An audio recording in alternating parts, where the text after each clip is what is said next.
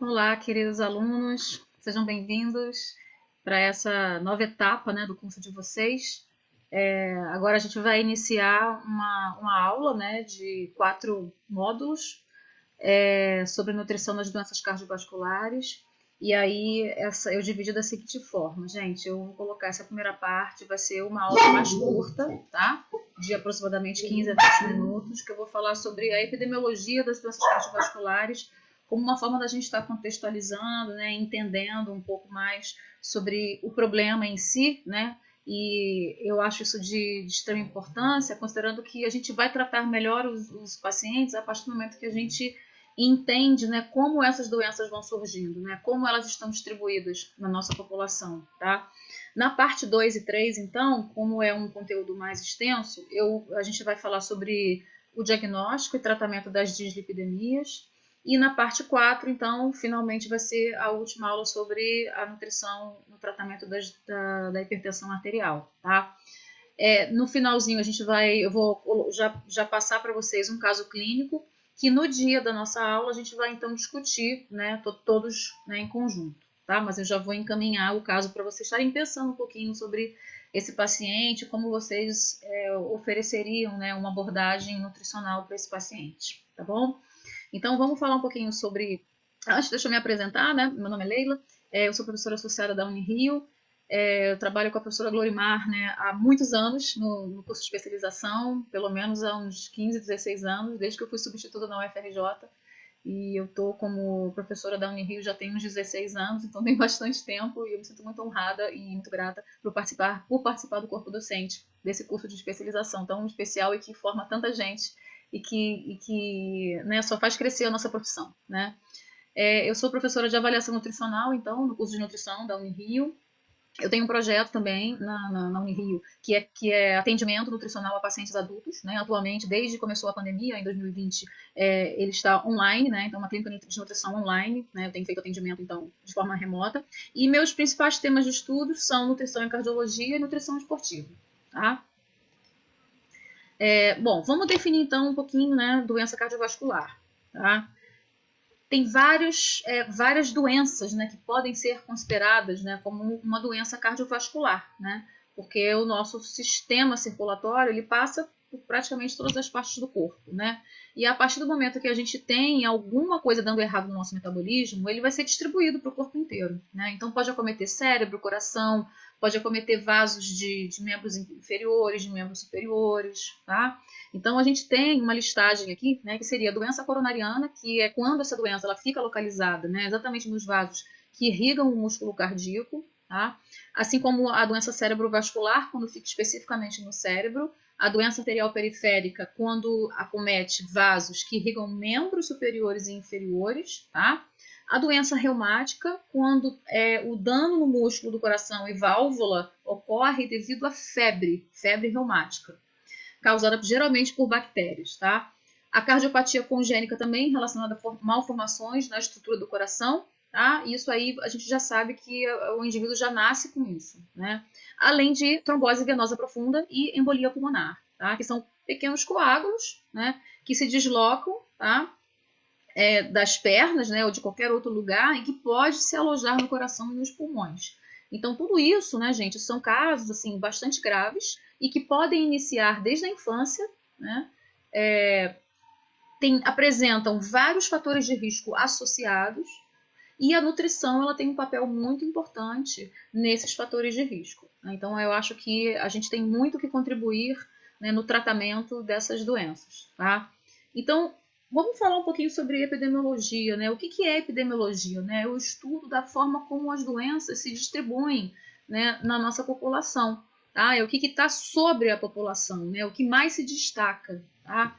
Por isso que na epidemiologia nós estudamos as doenças mais prevalentes, como obesidade, como as doenças cardiovasculares, como diabetes, como hipertensão, né? Então, a epidemiologia ela se preocupa com essas doenças que são mais prevalentes, porque se elas estão acometendo uma grande quantidade de indivíduos, elas precisam de intervenção o mais rápido possível, né? Então, será que a doença cardiovascular ela está presente mais nos pobres do que nos ricos, mais nos homens do que nas mulheres, nos mais velhos do que nos mais jovens? Então, é disso que se trata essas perguntas que são feitas no estudo da epidemiologia. Tá? E aí vamos entender essas respostas, né? O que que a epidemiologia traz para a gente, né, sobre essa análise, esse contexto das doenças cardiovasculares. Né? Então a gente sabe que as doenças cardiovasculares respondem, né, por mais do que 30% das mortes, né, no mundo e no Brasil, então considerando sua elevada prevalência. E um dado atual, né, e muito importante, né, considerando que nós acabamos de passar por uma situação bastante grave, que foi o Covid 2019, né, a pandemia. Dados da Sociedade Brasileira de Cardiologia em 2021, né, informou que teve um aumento das doenças cardiovasculares, né, principalmente nos idosos na faixa etária de 70 a 79 anos em relação ao ano de 2019. Tá? Então, algumas hipóteses foram levantadas para estar respondendo, né, esses resultados, que seria a própria influência do Covid, né, por conta das pessoas terem ficado dentro de casa, evitar sair, né, e com isso teve a redução do autocuidado e, consequentemente, né, o acompanhamento médico. E isso foi constatado pelo Conselho Federal de Medicina em 2020, quando ele informou que 30 milhões de procedimentos médicos deixaram de ser feitos, né, por conta do enclausuramento. Tá? E aí, por conta disso, muitos pacientes entraram em fatores de risco para obesidade, para ansiedade, estresse, reduziram a atividade física e, por conta da ansiedade, né, passaram a não se alimentar de forma correta. Então, desde que começou a pandemia, que a gente começou a atender muitos pacientes online, né, de forma remota, pacientes enclausurados, eles não estavam fazendo atividade física. Eu posso dizer que 95% relatavam ansiedade. Acredito que vocês também tenham passado por isso, eu também passei por isso, né? E assim, eu percebi que o distúrbio alimentar mais encontrado, né, foi realmente o aumento do consumo de alimentos açucarados, né, bolos, doces, chocolates, bebida alcoólica, né, por conta dessa ansiedade que acabou predominando bastante. Tá? Algumas previsões nós temos, né, até 2040, a gente terá um aumento de 250% no Brasil, e a cada 2 minutos uma pessoa, né, irá sofrer um acidente vascular cerebral ou um infarto agudo do miocárdio. Tá? Então, são algumas previsões, né, que a gente já tem. E, infelizmente, né, o Rio de Janeiro está, né, na região que tem mais óbitos por doença cardiovascular. Né? Então, eu acredito que vai incluir São Paulo também, Rio de Janeiro, São Paulo, Minas, são os estados que apresentam uma quantidade maior, né, de casos por doença cardiovascular. Então, vamos falar um pouquinho dos fatores de risco antes da gente falar diretamente do tratamento, né? Quais seriam os fatores de risco que podem influenciar, né, o aparecimento ou a piora das doenças cardiovasculares, tá? É importante a gente estar falando também que, na verdade, a gente tem uma combinação de fatores de risco, né, para o surgimento das doenças cardiovasculares.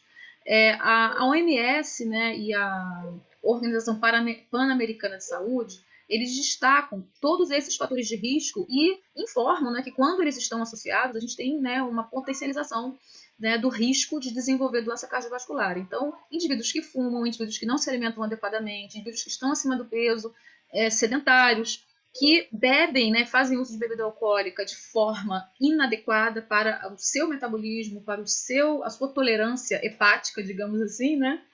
Eu acho que a gente pode dizer isso, né? Que eu posso beber duas, 3 taças, mas se o meu metabolismo hepático estiver conseguindo, né, dar conta, beleza. Né? Então vai depender muito da minha estrutura corporal, tá? Além de pressão alta, né, a própria descontrole, né, na glicose do sangue e a dislipidemia. Então, basicamente, a gente vai estar falando nesse módulo, né, nesses 4 módulos, basicamente sobre como que a gente vai orientar o nosso paciente a se alimentar melhor quando ele tem a dislipidemia e a hipertensão, que são esses fatores que se destacam, né, fatores de risco para a doença cardiovascular.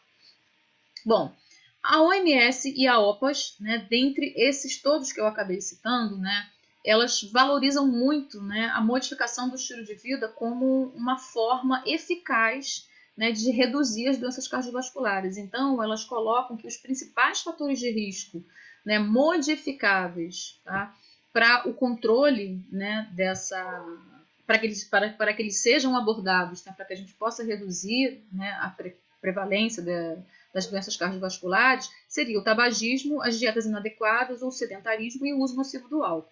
Então, eu acho que a nossa profissão tem um papel muito importante, porque quando a gente geralmente, eu, por exemplo, na clínica, quando eu vou fazer uma orientação para um paciente sobre alimentação saudável, né, geralmente eu faço orientação sobre o consumo de bebida alcoólica e eu sempre estou estimulando a fazer algum tipo de atividade física.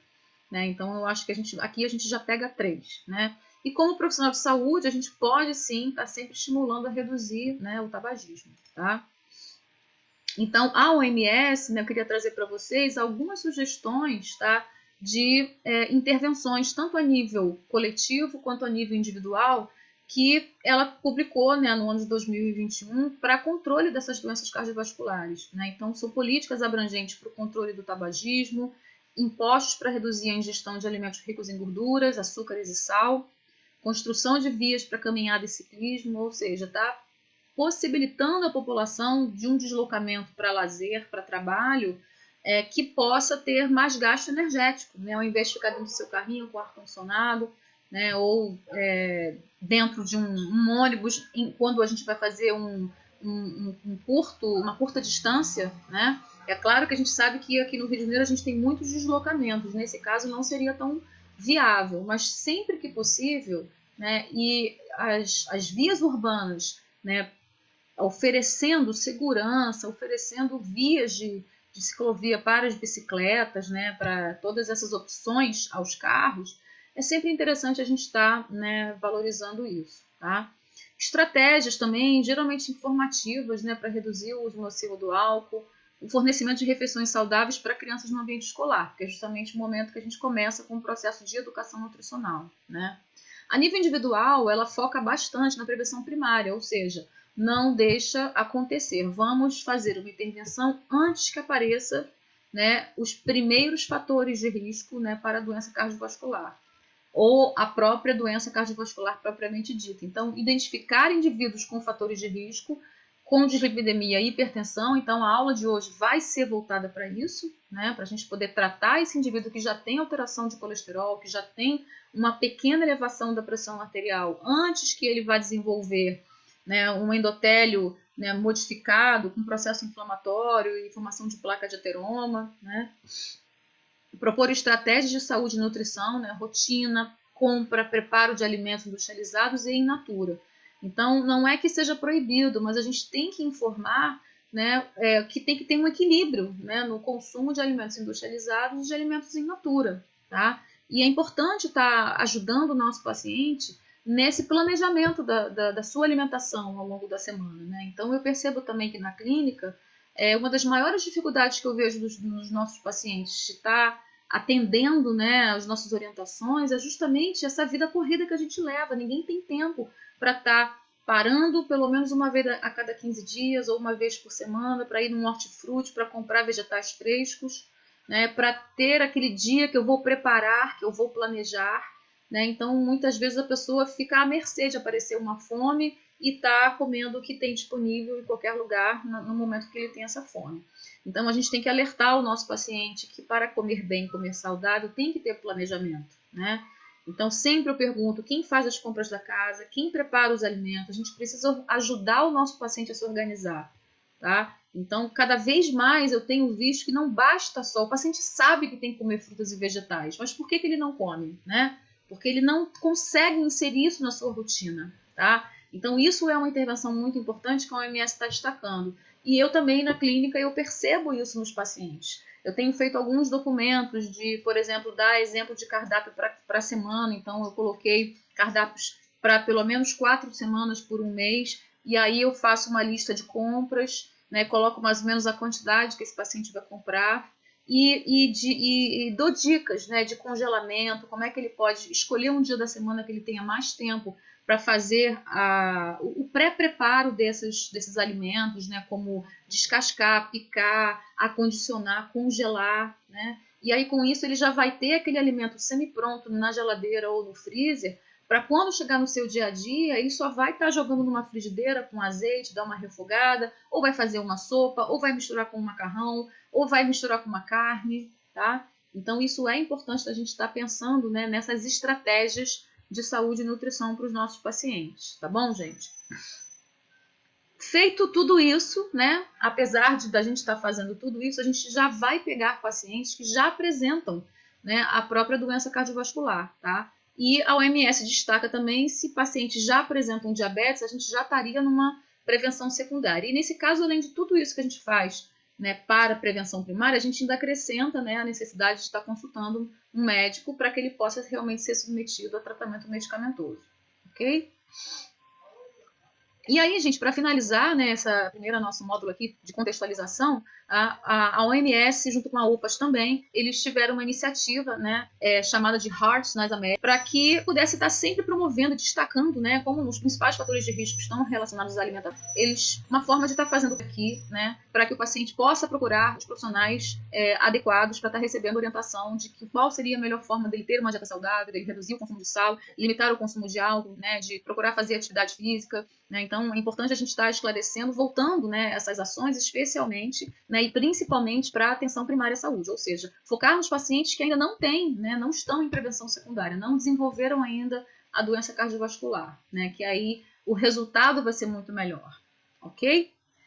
E aí, gente, a partir, então, dos próximos módulos, né, depois dessa aulinha introdutória aqui, que a gente colocou, a gente agora vai pegar a parte um pouco mais pesada, que é a parte 2 e 3, onde a gente vai falar sobre o diagnóstico e tratamento das dislipidemias, e a parte 4, que a gente vai falar sobre o diagnóstico e tratamento da hipertensão, tá bom? Então, espero vocês até lá. Grande beijo.